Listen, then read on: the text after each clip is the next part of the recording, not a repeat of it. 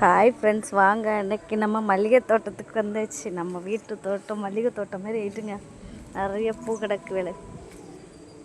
அது அவ்வளோத்தையும் பறிச்சிருவோம்.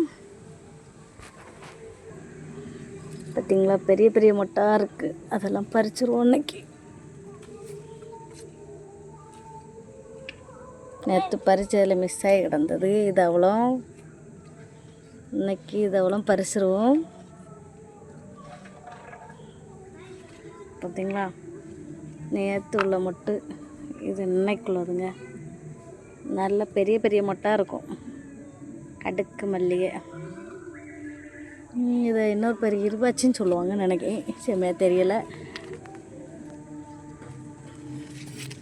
எல்லா பூவும் பறிச்சிட்டு காணிக்க ஃப்ரெண்ட்ஸ்.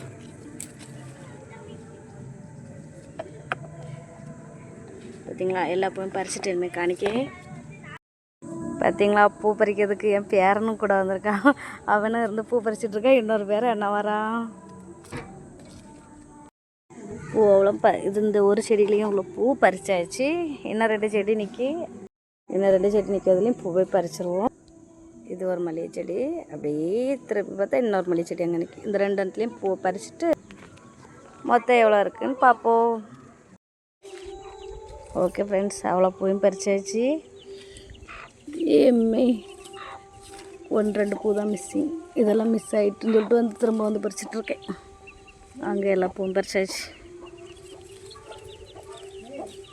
கோழியை பாருங்கள், உள்ளது படுத்துருக்கு.